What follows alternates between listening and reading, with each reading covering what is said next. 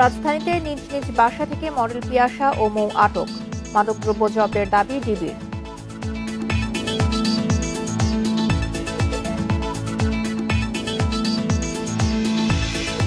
ঢাকায় অক্সফোর্ড টিকার দ্বিতীয় ডোজ প্রয়োগ শুরু আজ। 7 আগস্ট থেকে শুরু সারা দেশে টিকাদান।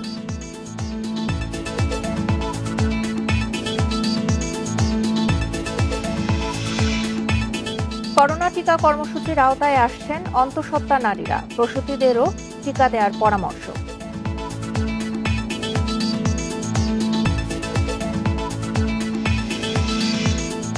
করোনায় ঝুলে আছে শাহেদের 36 মামলা। সাবরিনা আরিফ জুটির প্রতারণা মামলার রায় দ্রুতই।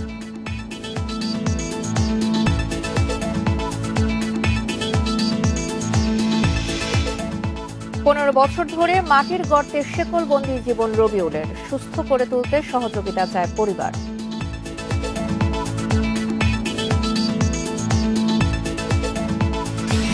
স্বাগত ইন্ডিপেন্ডেন্ট সংবাদের সঙ্গে আছি সঞ্চারী মজিদ রহমান। শুনছিলেন শিরোনাম, চলে যাচ্ছে পুরো খবরে। করোনায় দেশে আরও 231 জনের মৃত্যু হয়েছে। এ নিয়ে মোট প্রাণহানি দাঁড়ালো 20,916 জনে। একই সময় নতুন রোগী শনাক্ত হয়েছে আরও 14,844 জন। এ নিয়ে শনাক্তের সংখ্যা বেড়ে দাঁড়ালো 12,64,328 জনে। দেশে করোনা নমুনা পরীক্ষা বাড়ার সাথে দৈনিক শনাক্ত রোগীর সংখ্যাও বেড়েছে। সেই সাথে বেড়েছে দৈনিক মৃত্যুর সংখ্যাও। স্বাস্থ্য অধিদপ্তর জানায় 24 ঘন্টায় 49,229 নমুনা পরীক্ষায় 14,844 জনের করোনা সংক্রমণ ধরা পড়েছে। নমুনা পরীক্ষা বিবেচনায় শনাক্তের হার 29.97%। 24 ঘন্টায় মৃত্যু হয়েছে আরও 231 জনের। এ নিয়ে টানা 8 দিন 2 শতাধিক মৃত্যু হল করোনায়। এর মধ্যে সর্বোচ্চ 77 জনের মৃত্যু হয়েছে ঢাকা বিভাগে। এরপর চট্টগ্রাম বিভাগে 53 জন মারা গেছেন। বরিশাল বিভাগে সবচেয়ে কম 6 জনের মৃত্যু হয়েছে। বিশেষজ্ঞ চিকিৎসকরা বলছেন, প্রয়োজন ছাড়া আইসিইউ ও অক্সিজেন সাপোর্ট হতে পারে মৃত্যুর আরেকটি কারণ। আমাদের যত রোগী সংক্রমিত হয় তাদের অধিকাংশ অক্সিজেনের প্রয়োজন হয় না। যারা হসপিটালে ভর্তি হয় তাদের অক্সিজেন চিকিৎসকের পরামর্শ নিয়ে দিতে হয়। তাদের একদম 1% হয়তো আইসিইউ প্রয়োজন হয়। দেশে নতুন করে করোনা থেকে সুস্থ হয়েছেন 15,054 জন। এ নিয়ে মোট সুস্থ 10,93,266 জন। মাহমুদুন নবী, ইন্ডিপেন্ডেন্ট নিউজ। চলমান লকডাউনে করোনা সংক্রমণের ঝুঁকি নিয়ে আজও ঢাকা ফিরছেন দক্ষিণাঞ্চলের 18 জেলার মানুষ। সকাল থেকেই ভিড় বাড়ছে রাজধানীর সদরঘাট লঞ্চ টার্মিনালে। এ বিষয়ে বিস্তারিত জানাতে সদরঘাট থেকে যোগ দিচ্ছেন আমাদের সহকর্মী কামরুল হাসনাত। কামরুল, সদরঘাটে এখন ভিড় কেমন দেখছেন? রাজধানীতে ফেরা মানুষ কি বলছে এই বিষয়ে, তাদের ভোগান্তি নিয়ে জানাবেন।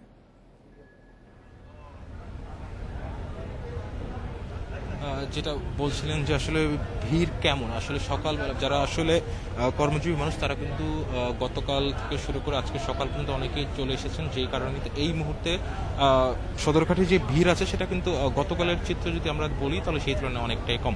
আমরা যদি আপনাকে একটু সদরঘাটের চিত্র দেখাতে চাই যে এখানে ঘাটে সকাল থেকে প্রায় 15 থেকে 20টির মতো লঞ্চ এসে জড়ো হয়েছে এবং যা কর্মজীবী মানুষ যারা আছেন তারা কিন্তু সকাল সকাল তারা এসে তাদের গন্তব্যে চলে গেছেন এবং এখনো 2-1টি করে লঞ্চ এখানে আসছে এবং মানুষ ঢাকার পথে ঢাকায় এসে পৌঁছেছে এবং তারা জানিয়েছে যে আসলে হঠাৎ করে যে শিল্প কলকারখানাগুলো খুলে দেওয়ার কারণে তারা কিন্তু রাস্তায় গাড়ি ঘোড়ার কারণে তারা একটা ভোগান্তিতে পড়েছে এবং তারা রাস্তায় অনেক ধরনের লঞ্চে ওঠার আগ পর্যন্ত যে যাতায়াত ব্যবস্থা সেটিতেও কিন্তু তারা অনেকটা ভোগান্তি পোহিয়েছে এবং তারা যেটা বলছে যে হঠাৎ করে গণপরিবহন অথবা লঞ্চগুলো না ছেড়ে যখন শিল্প কলকারখানাগুলো খুলে দেওয়া হলো আসলে সেই মুহূর্তে আসলে তাদের যে ভোগান্তি সেটা আসলে এই করোনাকালীন সময়ে যেই স্বাস্থ্য ঝুঁকির কথাগুলো বলছিলেন এগুলো তারা আসলে উপেক্ষা করতে বাধ্য হচ্ছে অনেকটাই, কারণ তাদের যে চাকুরিতে সেটা যদি আসলে বাঁচাতে হয় সেক্ষেত্রে তাদের ঢাকায় ফেরত আসতে হবে এবং এটা অনেকে অভিযোগ করেছেন যে লঞ্চে যে স্বাস্থ্যবিধি সেটা কিন্তু অনেকে মানেনি, অনেকে গাদাগাদি করে এসেছে, কিন্তু আমরা এখানে এসে দেখেছি যে সদরঘাটের এখন যে বর্তমান চেয়ারে সেখানে কিন্তু অনেকটাই বলা চলে যে ভিড়বিহীন নর্মাল দিনগুলোর মতোই ভিড়। কিন্তু এখানে একটা লক্ষণীয় বিষয় যে অনেকেই ঢাকায় এসেছে এবং যারা আসলে ঢাকায় আটকা পড়েছিল তারা কিন্তু অনেকেই এখনো ঢাকা ছেড়ে যাচ্ছে। এই লঞ্চগুলোর মধ্যে কিন্তু বেশিরভাগ যাত্রীরাই ছিল যে আসলে গার্মেন্টস শ্রমিক এবং যারা আসলে যাদের কাজ শুরু হয়েছে। এবং আরেকটা বিষয় আপনাকে বলতে চাই আরেকটা বিষয় বলতে চাই, সকাল 6টা পর্যন্ত লঞ্চ চলার কথা থাকলেও এখনো কিন্তু ঘাটে লঞ্চ আসছে এবং ঢাকা ফেরত মানুষগুলো ঢাকায় ফেরত আসছে।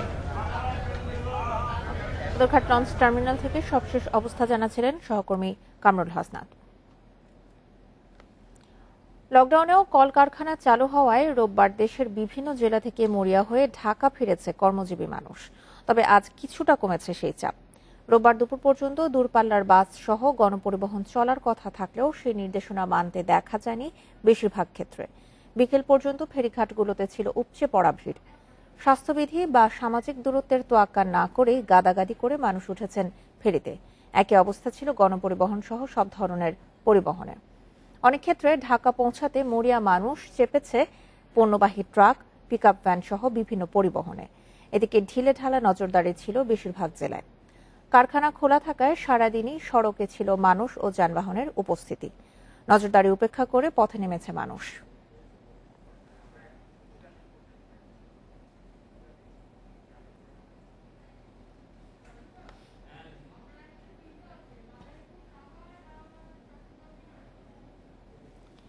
এবার লকডাউনে সড়ক পরিস্থিতি নিয়ে জানাতে গাজীপুর থেকে যোগ দিচ্ছেন আমাদের সহকর্মী আবুল হাসান। আবুল, গাজীপুরে যেহেতু বেশিরভাগ কলকারখানা রয়েছে, সেখানে মানুষের ভিড় এখন কেমন দেখছেন? যেহেতু লকডাউনের মধ্যেও কলকারখানা খুলে দেওয়া হয়েছে, সেখানকার কর্মজীবী মানুষরা এই বিষয়ে কি বলছেন? গাজীপুরে অধিকাংশ শিল্প কারখানা কিন্তু গতকালই খুলে দেওয়া হয়েছে এবং 90% শ্রমিক আমরা যতটুকু জেনেছি যে তারা কিন্তু কাজে যোগ দিয়েছেন এবং সকাল 7টা থেকে তারা কারখানায় তাদের কর্মস্থলে উপস্থিতি নিশ্চিত করছেন এবং আজকেও তারা কিন্তু দলে দলে কারখানায় চলে যাচ্ছেন।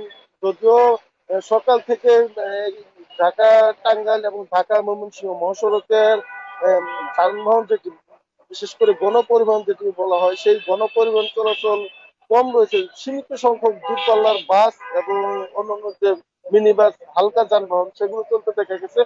তো বেশিরভাগ গাড়ি কিন্তু বন্ধ রয়েছে। শ্রমিকরা দলে দলে আসছেন কারখানা চলে, তারা কারখানায় যাচ্ছেন এবং শ্রমিকরা কিন্তু মূলত এখন যে ব্যাটারি চালিত অটোরিকশা, সিএনজি এগুলোতে করেই কিন্তু চড়ে তারা কারখানায় চলে যাচ্ছেন এবং এক্ষেত্রে যে সামাজিক দূরত্ব সেটি কিন্তু তারা মানছেন না। গাদাগাদি পরিবেশে তারা কিন্তু কর্মস্থলে যাচ্ছেন। তবে কারখানা কর্তৃপক্ষ যেটি বলছেন যে শ্রমিকদের স্বাস্থ্যবিধি নিশ্চিত করে তাদের স্বাস্থ্য সুরক্ষা সরঞ্জাম যেগুলো রয়েছে, হাত ধোয়ার ব্যবস্থা, তারপর শরীরের তাপমাত্রার ব্যবস্থা, এগুলো করেই কিন্তু তারা শ্রমিকদেরকে কারখানায় প্রবেশ করতে দিচ্ছেন এবং তারা দাবি করছেন। তবে শ্রমিকরা এখন যে পরিবেশে যাচ্ছেন কর্মস্থলে, সেখানে কিন্তু কোনো সামাজিক দূরত্ব থাকছে না। তারা যে মাস্ক ব্যবহার করছেন সেটিও কিন্তু স্বাস্থ্যসম্মত না। অনেকে থুতনি নিচে মাস্ক রেখেছেন এবং এইভাবেই তারা কিন্তু কারখানায় চলে যাচ্ছেন। আর শ্রমিকরা এখন যে অভিযুক্ত করেছেন যে গত দুদিন তারা যেভাবে ভোগান্তি সহ্য করে কারখানায় চলে এসেছেন বিভিন্ন প্রান্ত থেকে অনেক ভাড়া দিয়ে, সেই দুর্ভোগ কিন্তু এখনো রয়েছে। তারা কারখানায় যাওয়ার ক্ষেত্রে যেহেতু কোন নির্দিষ্ট নিজস্ব কোনো বেশিরভাগ কারখানায় গণপরিবহন বা তাদের নিজস্ব পরিবহনের ব্যবস্থা নেই, সেক্ষেত্রে তারা কিন্তু যে সিএনজি বা অটোরিকশা করে যাচ্ছেন সেখানে তাদেরকে বাড়তি ভাড়া দেওয়া হচ্ছে। আর আপনাকে একটা বিষয় জানিয়ে রাখি, গাজীপুরে কিন্তু সংক্রমণের যে হার সেটি অত্যন্ত বেশি এবং গতকালের যে হিসেব আমরা পেয়েছি যে সেখানে 67% বেশি মানুষ কিন্তু নমুনা বিবেচনায় আক্রান্ত হয়েছেন। আবুল, আপনি আমাদের সঙ্গে থাকুন। এরই মধ্যে আমাদের সঙ্গে যোগ দিয়েছেন রাজবাড়ী থেকে সহকর্মী শামীম রেজা, জানবো তার কাছ থেকে। শামীম, রাজবাড়ী ফেরিঘাটের পরিস্থিতি আপনি কেমন দেখছেন এই মুহূর্তে? সেখানে ভিড় কেমন এবং যারা কর্মজীবী মানুষ তারা কি বলছেন?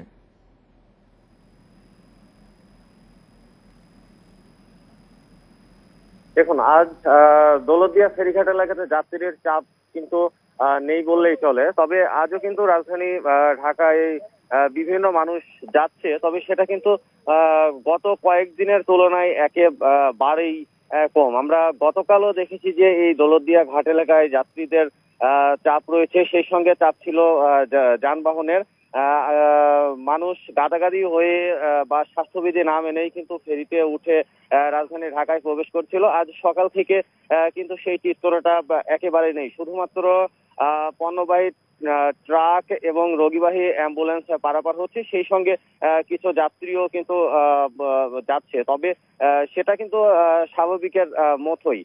গত কাল পর্যন্ত আমরা দেখতে পেয়েছি যে গার্মেন্টস শিল্প খুলে দেওয়ার কারণে দেশের দক্ষিণ পশ্চিম অঞ্চলের বিভিন্ন জেলা থেকে কিন্তু রাজধানীমুখী হয়েছিল মানুষ। তবে পর্যাপ্ত গণপরিবহন না থাকায় তাদেরকে কিন্তু বেশ ভোগান্তির শিকার হয়ে এই দৌলতদিয়া ঘাট এলাকাতে আসতে হয়েছিল। তারা আমাদেরকে যেটা অভিযোগ করেছিল যে পর্যাপ্ত গণপরিবহন না থাকায় কিন্তু তাদেরকে দ্বিগুণেরও বেশি ভাড়া দিয়ে সিএনজি, অটোরিকশা, মাহেন্দ্র, এমনকি মোটরসাইকেলে করেও কিন্তু এই দৌলতদিয়া ঘাট এলাকায় এসেছিল। কিন্তু আজ সেই চিত্রটা একেবারেই ফাঁকা। আর বিআইডব্লিউটিসি কর্তৃপক্ষ বলছে যে গত দুদিন ধরে যাত্রী এবং যানবাহনের চাপ থাকলেও আজ সকাল থেকে সেই চাপটা কিন্তু একেবারেই নেই। এই মুহূর্তে দৌলতদিয়া ফেরিঘাটে 4টি ফেরি দিয়ে যাত্রী এবং যানবাহন পারাপার করা হচ্ছে। রাজবাড়ী এবং গাজীপুর থেকে সবশেষ অবস্থা জানাচ্ছিলেন আমাদের সহকর্মীরা। প্রতারণার অভিযোগে রাজধানীর বাড়িধারা থেকে আটক হয়েছেন মডেল ফারিহা মাহবুব পিয়াসা। আরেক অভিযানে মোহাম্মদপুর থেকে মৌ আক্তার নামে এক নারীকে আটক করেছে গোয়েন্দা পুলিশ। সোমবার রাত 11টার দিকে চালানো আলাদা 2 অভিযানে তাদের দুজনের বাসা থেকে মাদক জব্দের দাবিও করেছে ডিবি। তাদের বিরুদ্ধে গুলশান ও মোহাম্মদপুর থানায় মামলা হবে।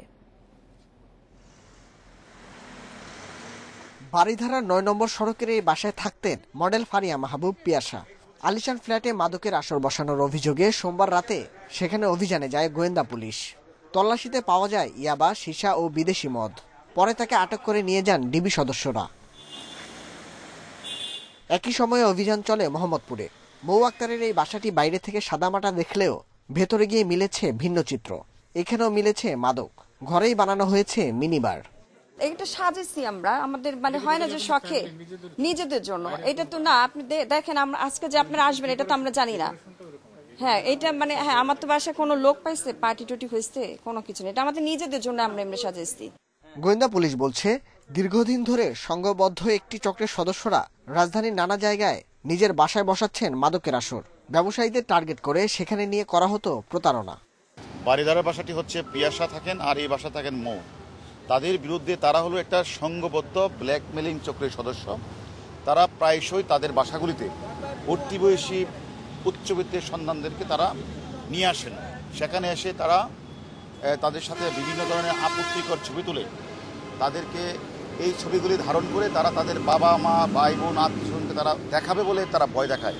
যার প্রেক্ষিতে উচ্চবিত্ত মধ্যবিত্তের সন্তানেরা বা উচ্চবিত্তের এরা তাদের কাছে বিভিন্ন সময় টাকা দিয়েও ম্যানেজ করতে পারে না। এ চক্রের সঙ্গে আর কারা জড়িত তাও খতিয়ে দেখা হচ্ছে বলে জানিয়েছে গোয়েন্দা police. Nahid Kamal, Independent News, Dhaka. গোয়েন্দা police. Nahid Kamal, Independent News, Dhaka. অবশেষে অক্সফোর্ডের টিকার দ্বিতীয় ডোজ না পাওয়া 15 লাখ মানুষের অনিশ্চয়তা কাটল। আজ থেকে রাজধানী ও ঢাকা জেলায় এবং 7 আগস্ট থেকে সারা দেশে শুরু হচ্ছে টিকা প্রয়োগ। এসএমএস পাওয়া ব্যক্তিরা সরাসরি কেন্দ্রে গেলেই টিকা পাবেন, আর না পাওয়াদের অপেক্ষা করতে হবে এসএমএস এর জন্য। ভারতের সেরাম থেকে অক্সফোর্ডের 1,02,00,000 ডোজ টিকা পেয়েছে সরকার। সেই টিকায় 7 ফেব্রুয়ারি শুরু হয় গণটিকাদান। প্রথম ডোজ 58 লাখ আর দ্বিতীয় ডোজ পেয়েছেন 42 লাখ মানুষ। এরপর দেখা দেয় ঘাটতি, দ্বিতীয় ডোজ পাননি 15 লাখ মানুষ। সংকট কাটাতে টিকা পেতে নানা দেশে যোগাযোগ শুরু করে সরকার। জাপান থেকে কোভ্যাক্সের আওতায় 29 লাখ টিকা পাওয়া নিশ্চিত হয়। এর মধ্যে দেশে এসেছে 10 লাখ। তাতেই শুরু হচ্ছে টিকাদান। ঢাকা বিভাগে যেহেতু সম্মিলিতভাবে রোগীর সংখ্যা বেশি, সেই জন্য ঢাকা বিভাগেই আমরা শুরু করলাম এবং পর্যায়ক্রমে বাকি সমস্ত বিভাগগুলো, জেলাগুলোতে যাদের বাকি আছে তাদেরকে আমরা পর্যায়ক্রমে এই তৃতীয় ডোজের টিকাটি দিয়ে ফেলব। এসএমএস পাওয়া ব্যক্তিরা সরাসরি কেন্দ্রে গেলেই টিকা পাবেন, আর না পাওয়াদের অপেক্ষা করতে হবে এসএমএস এর জন্য। কেন্দ্রে আলাদা বুথ থেকে দেয়া হবে অক্সফোর্ডের টিকা। যারা বাদ পড়েছেন তারা যে কেন্দ্র থেকে প্রথম ডোজ নিয়েছিলেন সেই কেন্দ্র থেকেই তারা দ্বিতীয় ডোজের ভ্যাকসিন নিতে পারবেন। প্রথম ডোজ অ্যাস্ট্রাজেনেকা ভ্যাকসিন গ্রহণ করেছেন, এবং দ্বিতীয় ডোজের জন্য SMS পেয়েছেন কিন্তু ভ্যাকসিন গ্রহণ করেন নাই অথবা নিতে পারেন নাই, তাদের দ্বিতীয় ডোজ ভ্যাকসিন এখান থেকে দেয়া হবে এবং সেক্ষেত্রে তাদের আর হয়তো SMS লাগবে না, পূর্বের SMS দেখালেই তারা নিতে পারবেন। মঙ্গলবার দেশে আসছে আরও 6 লাখ ডোজ অক্সফোর্ডের টিকা। Hasan Misbah, Independent News, Dhaka.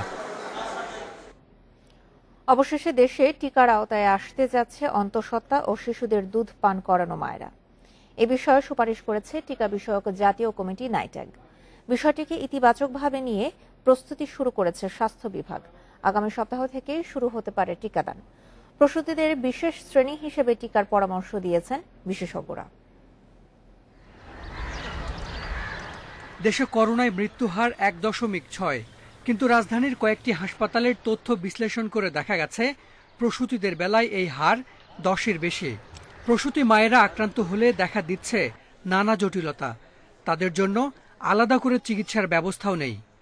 এই ঘটনাটা এখন প্রতিদিন আমরা পাচ্ছি যে 7 মাসের প্রেগন্যান্সি ভালোই ছিল, হঠাৎ করে আক্রান্ত হলো, তারপরে অক্সিজেন স্যাচুরেশন কমে গেল, হাসপাতাল গিয়ে দেখলো যে তার বাচ্চাটা আর নাই। কেবল বাংলাদেশ নয়, সারা বিশ্বেই করোনায় প্রসূতিদের মৃত্যু হার বেশি। সে কারণে যুক্তরাজ্য, যুক্তরাষ্ট্র সহ ইউরোপ, আমেরিকার বিভিন্ন দেশে শুরু হয়েছে প্রসূতিদের টিকা। সম্প্রতি শুরু হয়েছে ভারতেও। বাংলাদেশেও স্ত্রীরোগ বিশেষজ্ঞদের সংগঠন OGSBO টিকার পক্ষে মত দিয়েছে। সমস্ত পরিস্থিতি বিবেচনা করে গর্ভবতী মহিলা এবং দুগ্ধদানকারী মহিলাদের, প্রসূতি মায়েদেরকে টিকা দেওয়াই এখন সারা পৃথিবীর সাথে তাল মিলিয়ে আমাদেরকে এগিয়ে যেতে হবে এবং আমরা আশা করব যে আমরা আমাদের মায়েদেরকে টিকা দিয়ে নিরাপদ রাখতে পারব। বিশেষজ্ঞরা বলছেন, প্রসূতিরা করোনায় সংক্রমিত হলে ঝুঁকি যতখানি, তার চেয়ে টিকায় ঝুঁকি অনেক কম। তাই বিশেষ শ্রেণী হিসেবে টিকা দিতে হবে তাদের। এই রোগের জটিলতা বৃদ্ধি, হাসপাতালে ভর্তি এবং মৃত্যু ঠেকানোর ক্ষেত্রে ভ্যাকসিনের কার্যকারিতা সন্দেহাতীতভাবে প্রমাণিত হয়েছে। সে কারণেই আসলে আমরা বলছি যে গর্ভবতী মহিলা এবং যারা দুগ্ধদানকারী, এই দুই গ্রুপের নারীদেরই আসলে ভ্যাকসিন গ্রহণ করে তাদের যে অতিরিক্ত ঝুঁকি সেটি কমানো সম্ভব। টিকা বিষয়ক জাতীয় কমিটি নাইট্যাগও অন্তঃসত্ত্বাদের টিকার বিষয়ে ইতিবাচক মত জানিয়েছে সরকারকে। টিকাদান শুরু হতে পারে আগামী সপ্তাহেই। মার্কিন যুক্তরাষ্ট্র এবং ইউরোপ সহ বিভিন্ন দেশে গর্ভবতী নারীদেরকে কিন্তু ভ্যাকসিন দেয়া হচ্ছে। একই বিষয়ে আমরাও কাজ করছি। আমরা আশা করছি যে খুব সহসাই এই বিষয়ে আমরা একটি ইতিবাচক সিদ্ধান্তের কথা আপনাদেরকে জানাতে পারব। তবে অন্তঃসত্ত্বাদের টিকা নেয়ার আগে নিতে হবে চিকিৎসকদের পরামর্শ, স্বাক্ষর করতে হবে সম্মতিপত্রে। Hasan Misbah, Independent News, Dhaka. 36 মামলা মাথায় নিয়ে কারাগারে করোনার রিপোর্ট জালিয়াতিতে অভিযুক্ত মোহাম্মদ শাহেদ। অস্ত্র মামলায় যাবজ্জীবন হলেও অন্য মামলাগুলো আছে নিষ্পত্তির অপেক্ষায়। আর 5 মামলায় কারাগারে থাকা সাবরিনা আরিফ দম্পতির প্রতারণা মামলায় রায় শিগগিরই আসবে বলে আশা রাষ্ট্রপক্ষের। করোনার ভুয়া রিপোর্ট দিয়ে আলোচনায় আসেন রিজেন্ট হাসপাতালের মালিক শাহেদ। সেই হাসপাতালে প্রায় 10,000 নমুনা সংগ্রহ করে ভুয়া রিপোর্ট দেওয়া হয় 4,500। সীমান্ত এলাকা থেকে অস্ত্রসহ গ্রেপ্তারের পর শাহেদের বিরুদ্ধে নানা অভিযোগে হয় বেশ কিছু মামলা। পুলিশের সর্বশেষ তথ্যে শুধু ঢাকা মেট্রোপলিটন এলাকায় এর সংখ্যা 36টি। 60টি মামলা হয়েছে আদালতে। আওয়ামী লীগের নেতাদের সাথে সে সেলফি তুলে, ছবি তুলে, বিভিন্ন বড় বড় গুরুত্বপূর্ণ রাষ্ট্রের গুরুত্বপূর্ণ ব্যক্তি তাদের সাথে ছবি তুলে এগুলো সে ব্যবহার করেছে। মানুষের থেকে বিভিন্ন সময় টাকা পয়সা সে নিয়েছে, চাকরি দেওয়ার নাম করে বা অন্যভাবে প্রতারণা করে তারাও তার বিরুদ্ধে মামলা করেছে। করোনার রিপোর্ট জালিয়াতিতে গ্রেফতার হন হৃদরোগ ইনস্টিটিউটের ডাক্তার সাবরিনাও। তার স্বামী আরিফ চৌধুরীর বিরুদ্ধে তেজগাঁও থানায় পুলিশের কাজে বাধা দেয়া সহ প্রতারণার মামলা 4টি। এর মধ্যে তাদের বিরুদ্ধে করা প্রতারণার মামলার অভিযোগপত্র দিয়েছে পুলিশ। আদালতে চার্জশিট প্রদান করেছে এবং সাবরিনা শারমিন হোসেন ওনার নামে তেজগাঁ থানায় একটি মামলা, কিন্তু তার স্বামী আরিফ চৌধুরীর নামে তেজগাঁ থানায় 4টি মামলা আছে। আরিফ চৌধুরীর মামলাগুলো ছিল এই ধরনের করোনাকালে করোনা রিপোর্ট জালিয়াতি এছাড়া এর আগেও উনি এ ধরনের জালিয়াতির বিভিন্ন কিছু কার্যক্রম পরিচালনা করেছেন, সেগুলো সংক্রান্তে আরো 2টা মামলা হয়েছে। রাষ্ট্রপক্ষ বলছে সাবরিনা শাহেদের বিরুদ্ধে নানা অভিযোগ প্রমাণে প্রয়োজনীয় সব তথ্য উপাত্ত আদালতে উপস্থাপন করেছেন তারা। আমরা যে সাক্ষীগুলো আমরা নিয়েছি ওটা কোনো সাক্ষী তার বিরুদ্ধেই গেছে, আসামির বিরুদ্ধেই সাক্ষী তারা সাক্ষ্য দিয়েছে। অতএব আমরা খুবই আশাবাদী যে আমরা মামলাটা প্রমাণ করতে সক্ষম হবে এবং যারা দোষী তাদের অবশ্যই শাস্তি হবে। সাক্ষ্য গ্রহণের বিলম্ব আর করোনার কারণে আদালতের স্বাভাবিক কার্যক্রম চলমান না থাকায় মামলাগুলোর রায় আসতে দেরি হচ্ছে বলেও জানিয়েছে রাষ্ট্রপক্ষ। Arafatur Rahman, Independent News, Dhaka. পেশায় একজন ডাক্তার, কিন্তু হেন কোনো পরিচয় নেই যা তিনি দিতেন না। চিকিৎসা বিজ্ঞানী, গবেষক ও পুলিশের ঊর্ধ্বতন কর্মকর্তা পরিচয়ে প্রতারণা করেছেন অনেকের সাথেই। সেই ইশরাত রফিক ঈশিতাকে সহযোগী সহ মিরপুর থেকে গ্রেপ্তার করেছে র্যাব। তার বাসা থেকে জব্দ করা হয়েছে মদ ও ইয়াবা। ময়মনসিংহের একটি বেসরকারি মেডিকেল কলেজ থেকে MBBS করেছেন ঈশিতা, কিন্তু পরিচয় দিতেন ব্রিগেডিয়ার জেনারেল, কর্নেল, বিজ্ঞানী ও গবেষক। দু একটি টেলিভিশন অনুষ্ঠানে অতিথিও হয়েছে। আমার খুব ইচ্ছা ছিল যে আমি ডক্টর হবই, হতেই হবে। তবে শেষ রক্ষা হয়নি এই নারীর। গোয়েন্দা তথ্যের ভিত্তিতে রাজধানীর মিরপুর থেকে তাকে গ্রেপ্তার করে র্যাব। এ সময় তার কাছ থেকে উদ্ধার হয় মদ, ইয়াবা, পুলিশের পোশাক, ইউনিফর্ম সহ প্রতারণায় ব্যবহৃত বিভিন্ন মালামাল। সে ফিলিপিনের একটি অর্গানাইজেশন, অনলাইন অর্গানাইজেশনের মাধ্যমে $400 খরচ করে তিনি একটি সামরিক বাহিনীর ন্যায় ব্রিগেডিয়ার র্যাঙ্ক পদটি প্রাপ্ত হন। এছাড়াও তিনি international police organisation, counter terrorism organisation, counter crime intelligence organisation সদস্য পদের ভুয়া সনদ তৈরি করে প্রচারণা করেছেন। গ্রেপ্তার ঈশিতা সামাজিক যোগাযোগ মাধ্যমেও ছিলেন সরব। বিভিন্ন আন্তর্জাতিক সংস্থার সদস্য হিসেবে নিজেকে পরিচয় দিতেন। তার প্রধান সহযোগী শহীদুল ইসলামও গ্রেপ্তার হয়েছে। ওনার এখানে যে কয়টা সার্টিফিকেট হয়েছে সবগুলো এডিট করা। উনি যেটা করতেন, উনি অনলাইনে বিভিন্ন জায়গায় সাইবার প্যাট্রোলিং করতেন, সাইবারভাবে মনিটর করতেন, এই ধরনের সার্টিফিকেটগুলো উনি ফলো করতেন। ঈশিতার সাথে আর কেউ জড়িত আছে কিনা সেটি খতিয়ে দেখছে RAB. Nahid Kamal, Independent News, Dhaka. রাজধানীতে একদিনের রেকর্ড 218 জনের ডেঙ্গু শনাক্ত হয়েছে, আর সারা দেশে এই সংখ্যা 237। মোট আক্রান্তের 69% দক্ষিণ ঢাকায়, উত্তরে 31% বলে জানিয়েছেন স্থানীয় সরকার মন্ত্রী। তবে এই অবস্থার মধ্যেও পরিস্থিতি নিয়ন্ত্রণে রয়েছে দাবি করে দক্ষিণ ঢাকার মেয়র বলছেন আগস্টেই ডেঙ্গু রোগী শূন্যের কোটায় নামিয়ে আনা হবে। গত 24 ঘন্টায় ঢাকায় ডেঙ্গু শনাক্ত সর্বোচ্চ 218 জনের। এরই মধ্যে নগরীর নানা হাসপাতালে ভর্তি ও চিকিৎসায় বাড়ছে জটিলতা। এ অবস্থায় ওয়ার্ড কাউন্সিলরদের নিয়ে নগর ভবনে বসে দক্ষিণ সিটি কর্পোরেশনের সভা।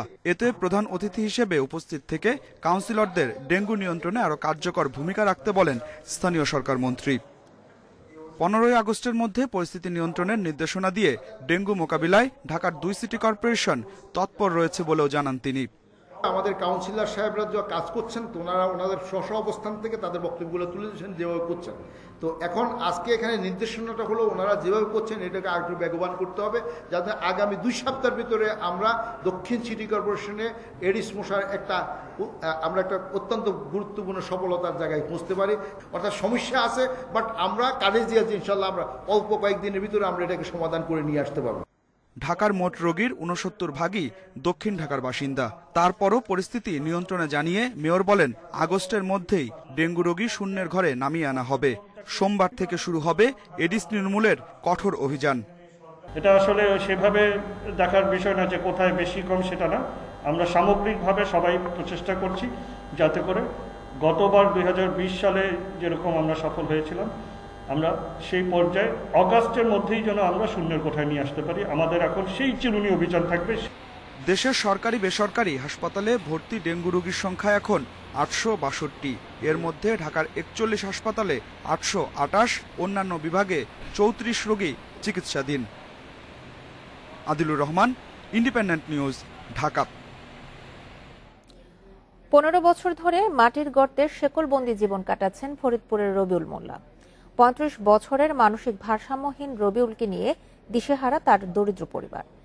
তাকে স্বাভাবিক ও সুস্থ করে তুলতে সবার সহযোগিতা চেয়েছেন তার স্বজনরা। বোয়ালমারী উপজেলার পশ্চিম চরঘূর্ণি গ্রামের ভ্যানচালক নুরুল মোল্লার বাড়ির পরিত্যক্ত টিনের ঘর। সেখানে প্রায় ৬ ফুট গভীর মাটির গর্তে কোমরে শেকল বাঁধা অবস্থায় বসে আছে রবিউল। গত ১৫ বছর ধরে এই গর্তেই কাটছে রবিউলের জীবন। স্বজনরা জানায় ৭-৮ বছর বয়সে জ্বরে ভুগে ধীরে ধীরে হাত পা শুকিয়ে যায় রবিউলের। এক পর্যায়ে মানসিক ভারসাম্য হারায় সে। সামর্থ্য না থাকায় চিকিৎসা করাতে পারেননি তারা। জ্বর হয়েছিল, জ্বর হয়ে তারপরে ডাক্তার দেখাইছিলাম। ডাক্তার দেখালে আসামিটি পাওয়া হয়ে সকাল কাজে প্যারালাইসিস হয়েছে। ছাইরা দিলে ভাঙ্গাচুরা করে, গদ দুয়ার গাছ গাছালি ভাঙ্গেছে, কিছু তয় না, মানুষ ধরে মারে। এই জন্য বাইন্দে থইছে, বাইন্দে থোয়ার পরে খোঁজা ধরছে মাটি। এই মানুষটি স্বাভাবিকভাবে মানুষের মতন জীবনযাপন করুক, এবং এই জন্য আমাদের সমাজের যারা বিত্তবান রয়েছেন, যারা জনপ্রতিনিধি রয়েছেন, তাদের সবাইকে আমি আহ্বান করব যে তাকে স্বাভাবিক জীবন যাতে ফিরিয়ে আনা যায়।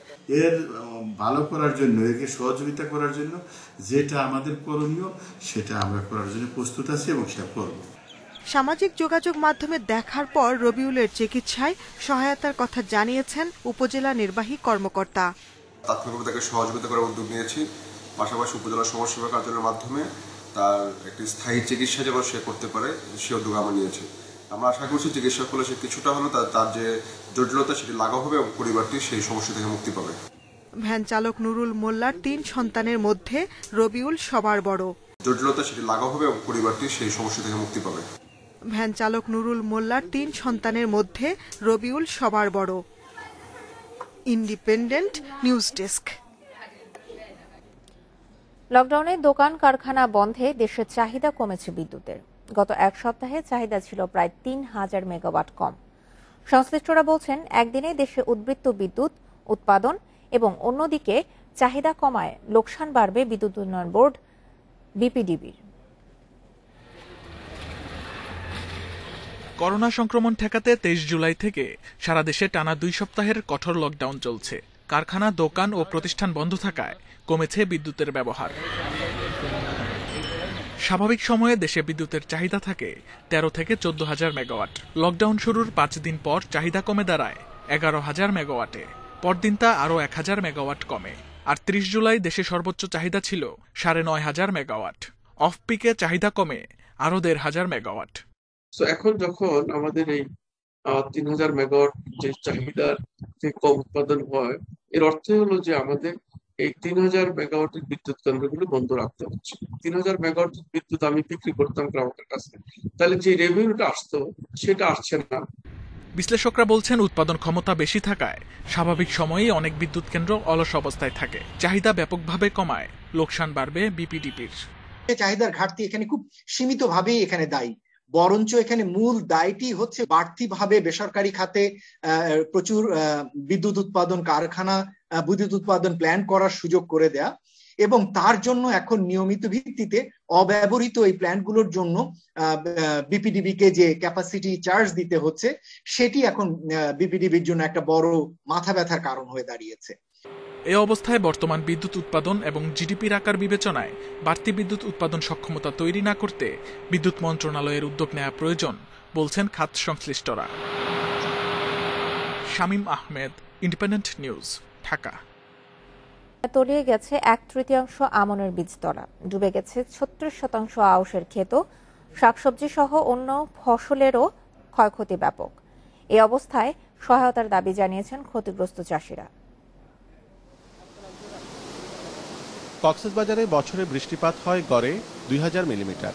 তবে এবার ২৭ জুলাই থেকে পরবর্তী ৪ দিনেই বৃষ্টি হয়েছে ৫০০ মিলিমিটারের বেশি।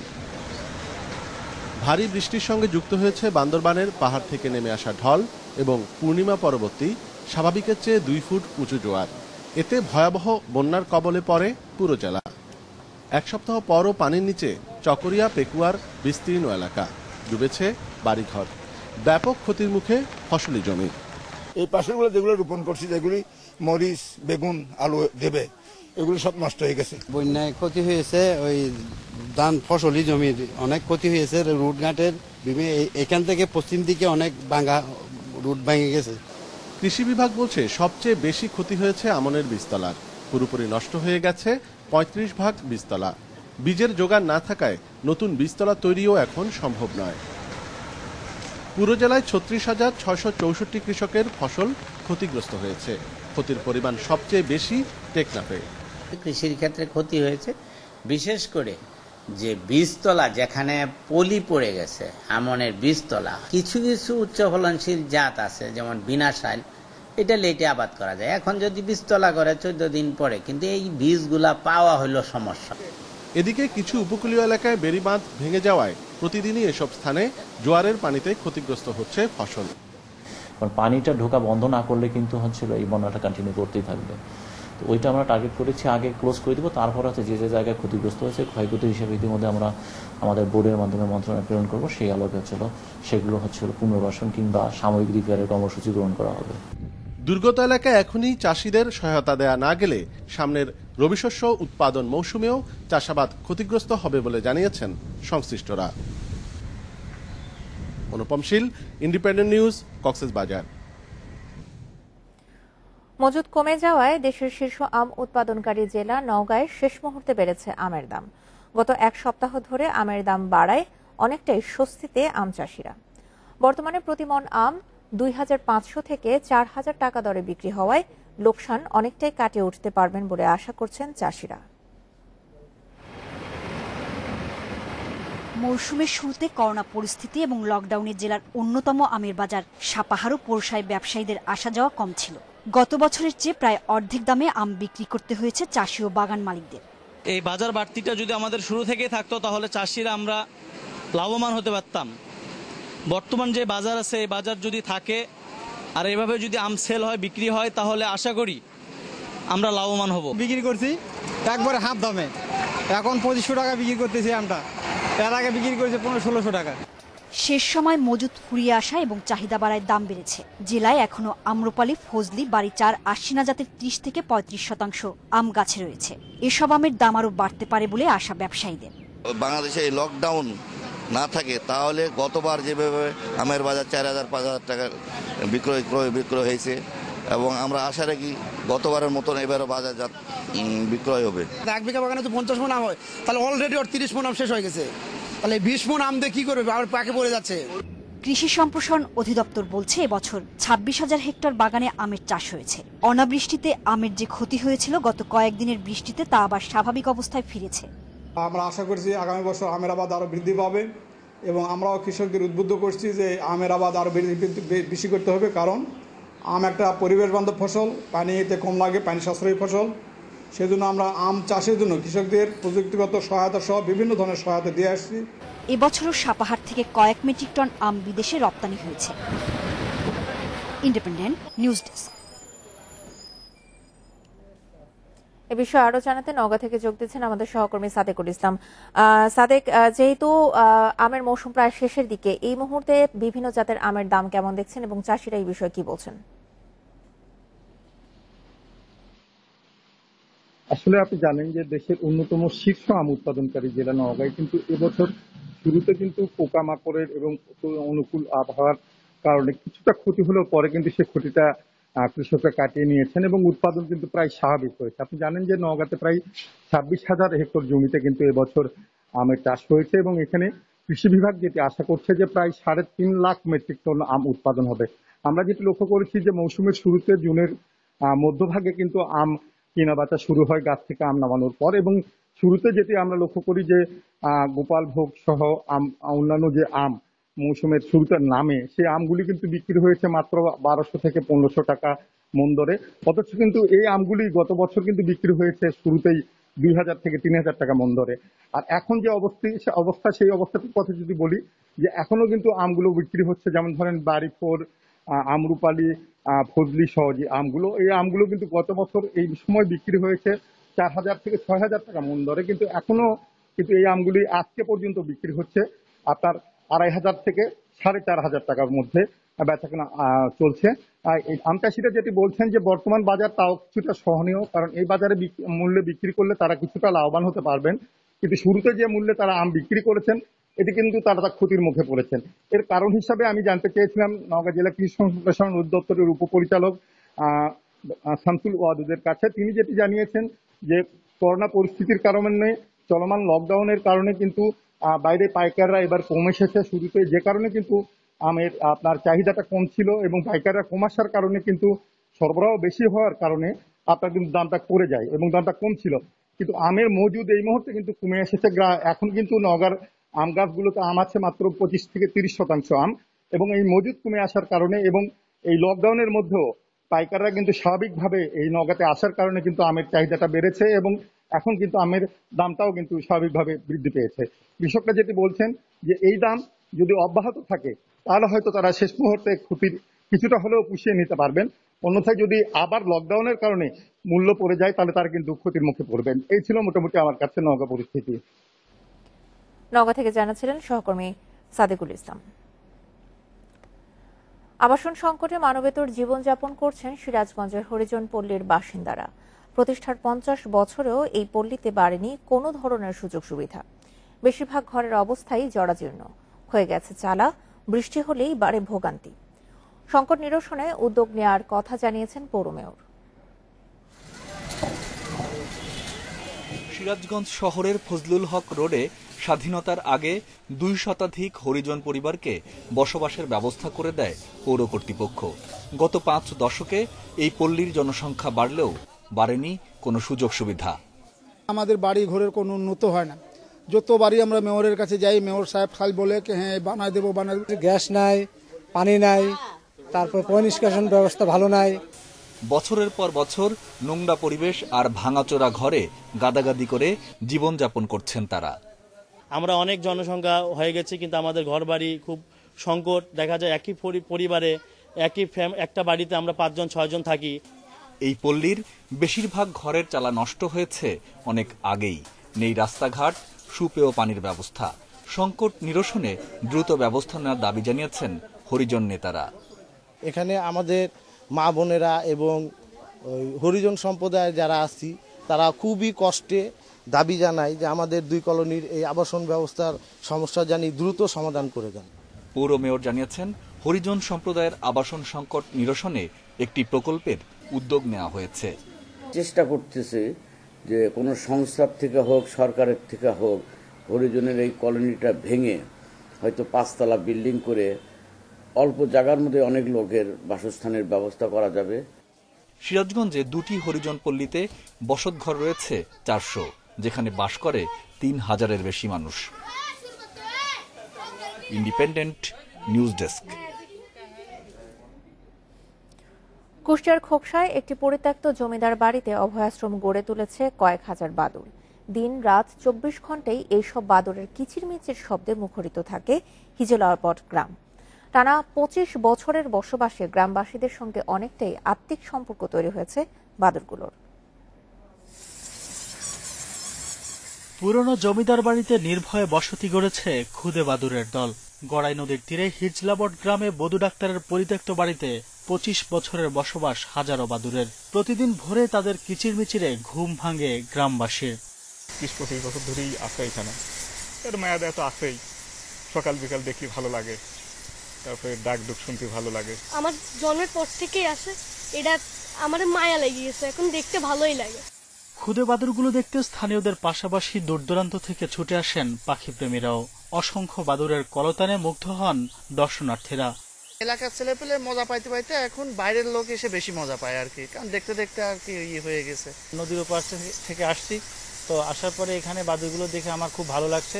ক্ষতিকারক পোকামাকড় নিধন, উদ্ভিদের পরাগায়ন সহ পরিবেশের ভারসাম্য রক্ষায় বাদুড়ের মুখ্য ভূমিকা থাকায় এসব পাখি সংরক্ষণে সরকারি উদ্যোগ চান পরিবেশবিদরা। বীজ ছড়িয়ে সেই বন সৃজন করে, সেটা শুধু বাদুড়ই করে। বাদুড়ের জন্য অভয়াশ্রম অথবা আশ্রয় অথবা বাদুড়ের জন্য যে প্রশ্রয়, এইটা আমাদেরকে দিতে হবে আমাদের স্বার্থে, পরিবেশের স্বার্থে, কৃষির স্বার্থে। এসব বাদুড় সংরক্ষণে বন বিভাগ সহায়তা চাইলে সব ধরনের ব্যবস্থা নেওয়ার আশ্বাস উপজেলা প্রাণী সম্পদ বিভাগের। বন বিভাগের একটা গুরুত্বপূর্ণ সংরক্ষণে বন বিভাগ সহায়তা চাইলে সব ধরনের ব্যবস্থা নেওয়ার আশ্বাস উপজেলা প্রাণী সম্পদ বিভাগের। বন বিভাগের একটা গুরুত্বপূর্ণ ভূমিকা রাখতে পারে, যে এটা সংরক্ষণের জন্য ব্যবস্থা গ্রহণ করতে পারে। যদি তারা মনে করে আমাদের ডিপার্টমেন্টে কোনো সহায়তা লাগবে, সেক্ষেত্রে আমরা সবসময় চেষ্টা করব যে আমাদের পক্ষ থেকে যতটুকু সাহায্য করার, সহযোগিতা করার। হিজলাবট গ্রামে প্রায় 60 থেকে 70 হাজার বাদুড় বসবাস করছে। বিশ্বে একদিনে করোনায় 7,000 মানুষের মৃত্যু হয়েছে, নতুন শনাক্ত 4.5 লাখের বেশি। এ নিয়ে বিশ্বে করোনায় মোট প্রাণহানি ছাড়িয়েছে 42,39,000। এ পর্যন্ত আক্রান্ত 19,89,00,000 বেশি। একদিনে সবচেয়ে বেশি 1,604 জন মারা গেছে ইন্দোনেশিয়ায়, সেখানে নতুন আক্রান্ত 30,000। ভারতে একদিনে 40,000 নতুন রোগী শনাক্ত হয়েছে, যার মধ্যে 20,000ই কেরালায়। রাজ্যটিতে আক্রান্তের হার নিয়ে শঙ্কা জানিয়েছেন বিশেষজ্ঞরা। দিল্লিতে 105 দিন পর খুলে দেওয়া হয়েছে চিড়িয়াখানা। থাইল্যান্ড ও মালয়েশিয়ায় বেড়েছে আক্রান্তের হার। থাইল্যান্ডের 60% রোগী ডেল্টা ধরনে আক্রান্ত বলে জানিয়েছে দেশটির স্বাস্থ্য বিভাগ। এদিকে করোনার বিস্তার বাড়ায় হো চি মিন সহ ভিয়েতনামের 18টি শহরে কড়াকড়ি আরোপ করেছে সরকার।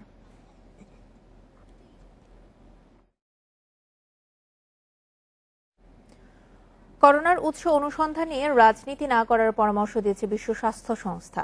করোনার মতো মহামারী রুখতে পারস্পরিক সহযোগিতা আরও বাড়ানোর পরামর্শ তাদের। যুক্তরাষ্ট্র তাদের স্বার্থ হাসিলে করোনা ইস্যুতে চীনকে একতরফা দোষারোপ করে আসছে বলে অভিযোগ করেছে বেইজিং।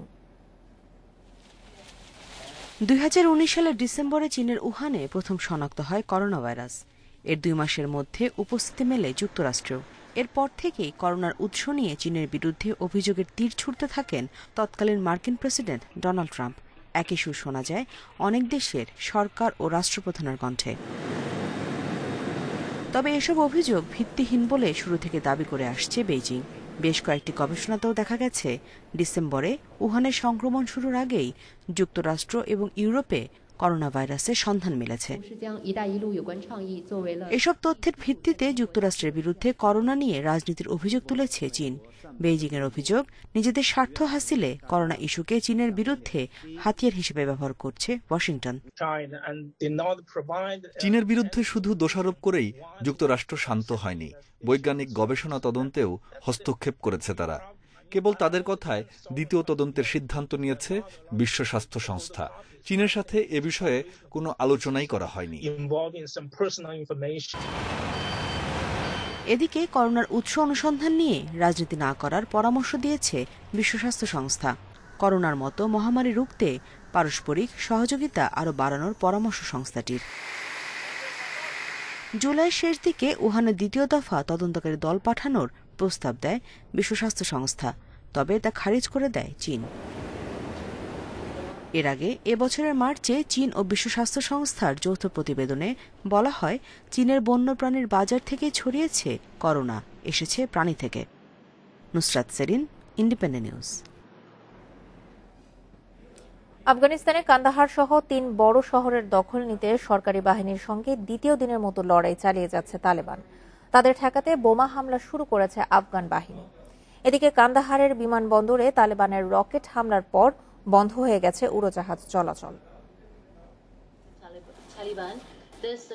নানা গ্রাম ও সীমান্ত এলাকা নিয়ন্ত্রণের পর আফগানিস্তানের বড় শহরগুলো দখলে নিতে মরিয়া তালেবান। শনিবার থেকে একযোগে হামলা চলছে 3 গুরুত্বপূর্ণ শহর কান্দাহার, লস্করগাহ ও হেরাতে। এরই মধ্যে হেলমান্দের লস্করগাহ শহরে ঢুকে পড়েছে জঙ্গিরা। তাদের ঠেকাতে সর্বাত্মক চেষ্টা চালাচ্ছে সরকারি বাহিনী। 3 প্রদেশে নিরাপত্তা পরিস্থিতি সংকটজনক। বিশেষ করে লস্করগাহে শত্রুদের অগ্রগতি লক্ষ্য করা যাচ্ছে। তাদের ঠেকাতে পরিকল্পনা করছে নিরাপত্তা ও প্রতিরক্ষা বাহিনী। পরে প্রতিরক্ষামূলক লাইন তৈরি করে অভিযান শুরু করবে তারা। সরকারি বাহিনীর রসদ গোলাবারুদ সরবরাহে বাধা দিতে কান্দাহার বিমানবন্দরে রকেট ছুড়েছে তালেবান।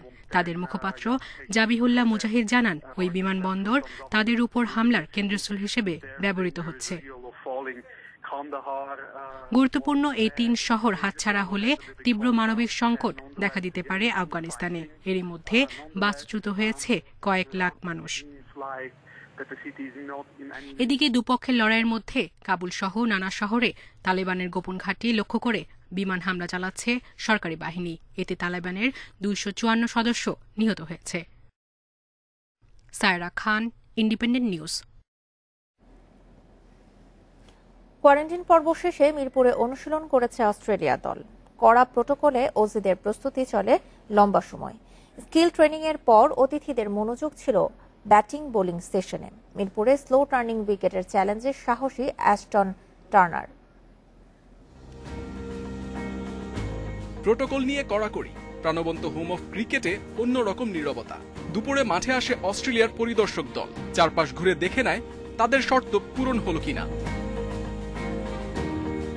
গ্রিন সিগন্যাল পেয়ে বিকেলে মিরপুরে টিম অস্ট্রেলিয়া। সংক্ষিপ্ত কোয়ারেন্টিন পর্ব শেষে প্রথম অনুশীলন। স্কোয়াডে তারকা দুটি নেই, তবে ম্যাচ উইনার আছে ঠিকই। বোলিং অ্যাটাকে কোনো ঘাটতি নেই অজিদের। স্টার্ক হ্যাজেলউড কাঁপিয়ে দিতে পারে টাইগার টপ অর্ডার। সাদা বলে এই দুইজন বিশ্বসেরার কাতারে। টি-20-র পরিসংখ্যানও যথেষ্ট সমৃদ্ধ। পিছিয়ে নেই স্পিন ডিপার্টমেন্ট। জাম্পা এগার পরীক্ষিত সৈনিক। ফ্র্যাঞ্চাইজি লিগে ওরা পরিচিত মুখ। উপমহাদেশীয় কন্ডিশন সম্পর্কেও ধারণা পরিষ্কার। টার্নারের মতো অপশনও আছে অতিথিদের। ব্যাটসম্যানদের দারুণ কিছু স্পিনারের মুখোমুখি হতে হবে। বাংলাদেশে যারা আগে খেলেছে তাদের সাথে কথা বলে বুঝেছি ওয়েস্ট ইন্ডিজের উইকেট থেকে এখানে বেশি ভিন্নতা থাকবে না। স্পিনার হিসেবে এমন উইকেটে খেলতে আমি রোমাঞ্চিত। ব্যাটিংয়ে বড় নাম নেই। Mitchell Marsh, Matthew Wade, Alex ক্যারিদের সামলাতে হবে সাকিব মুস্তাফিজদের। ওপেনিংয়ে ওয়েডের সঙ্গী জশ ফিলিপে হতে পারে অয়ের কারণ। পাওয়ার হিটিংয়ে হেনরিক্স, ক্রিস্টিয়ানরাও ভোগাতে পারে স্বাগতিকদের। টেস্ট ওয়ানডেতে সাফল্য পেলেও অস্ট্রেলিয়ার বিপক্ষে টি-20-তে এখনও পর্যন্ত জয় অধরা টাইগারদের। ব্যাটিং অনভিজ্ঞ হলেও বোলিংয়ে ভারসাম্যপূর্ণ অতিথিরা। স্টার্ক হ্যাজেলউডদের গতি, জাম্পা এগারদের ঘূর্ণি সামলাতে হবে সাকিব, সৌম্য, নাইমদের। সঠিক পরিকল্পনা ও ভয়ডরহীন ক্রিকেট হতে পারে অজি বধের মূল মন্ত্র। মিরপুর ক্রিকেট স্টেডিয়াম থেকে Mohammad Nazim, independent News, Dhaka. League ওয়ানের পর এবার ফ্রেঞ্চ সুপার কাপও জিতল লিলে। পিএসজিকে 1-0 গোলে হারিয়েছে দলটি। নেইমার, এমবাপ্পেকে ছাড়া খেলতে নেমে মৌসুমের শুরুটা ভালো হয়নি পিএসজির। ইসরায়েলের তেল আবিবে কার্যকর ফুটবল খেলতে পারেনি ফরাসি জায়ান্টরা। 70% বেশি সময় বল দখলে রাখলেও 10 শটের 3টি মাত্র লক্ষ্যে ছিল।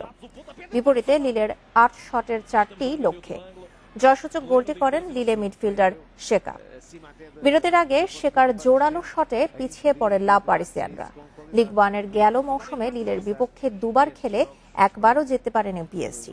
অ্যাওয়ে ম্যাচে ড্র করার পর হারে ঘরের মাঠে। শেষ পর্যন্ত লিলের কাছেই হারায় লিগ ওয়ানের মুকুট। রাশিয়ার সেন্ট পিটার্সবার্গে বসেছে stand up paddle boarding festival. দাঁড়িয়ে নৌকা চালানোর বিশেষ এই উৎসব করোনা মহামারীর মধ্যে কিছুটা হলেও স্বাভাবিকতা নিয়ে এসেছে এই ঐতিহাসিক শহরে। তবে এই বছর করোনা সংক্রমণ রোধে অংশগ্রহণকারীর সংখ্যা সীমিত করেছে উৎসব কর্তৃপক্ষ। রুশ সাম্রাজ্যের প্রাচীন রাজধানী সেন্ট পিটার্সবার্গ বিশেষ সাজে সেজেছে নৌকা উৎসবের জন্য। শুরু হয়েছে stand up paddle boarding festival. সেন্ট পিটার্সবার্গের এবারের আয়োজনের নাম ফন্তাকা। এই উৎসবে অংশগ্রহণকারীরা বিশেষ ছোট্ট একটি নৌকায় দাঁড়িয়ে জলযানটি চালান। উৎসবের জন্য অংশগ্রহণকারীরা সেজেছেন রূপকথার চরিত্রের আদলে কিংবা কোনো সুপার হিরোর সাজে। খালটিতে বৈঠা চালিয়ে নৌকায় করে পুরো শহর ঘুরে দেখেছেন তারা। এবারের আয়োজনের মূল বাধা হল করোনা মহামারী। সংক্রমণ রোধে অংশগ্রহণকারীর সংখ্যা কমাতে হয়েছে আমাদের। রেজিস্ট্রেশন প্রক্রিয়াও থামিয়ে দিতে হয়েছে এবং আমরা নিয়ম বদলাতে পারিনি। করোনা মহামারীর কারণে সেন্ট পিটার্সবার্গের কোনো স্থানে একসাথে 75 জনের বেশি মানুষের জমায়েতে বিধিনিষেধ রয়েছে। এখানে আসলেই আপনার মন ভালো হবেই। দ্বিতীয়বারের মতো আমি এই উৎসবে অংশ নিয়েছি। সবসময় এই উৎসবের জন্য আমি অপেক্ষা করি। এই ফেস্টিভ্যাল থেকে সংক্রমণ রোধে নেওয়া হয়েছে নানা ব্যবস্থা। অংশগ্রহণকারীদের দেখাতে হয়েছে করোনার টিকা গ্রহণের প্রমাণপত্র অথবা করোনা নেগেটিভ সনদ। Lutfa Fauzia, Independent News. এ ছিল এখনকার মতো ইন্ডিপেন্ডেন্ট সংবাদে। ইন্ডিপেন্ডেন্ট টেলিভিশনের সব খবর আরো বিস্তারিত জানতে চোখ রাখুন ফেসবুক, ইউটিউব এবং টুইটারে। ধন্যবাদ সবাইকে।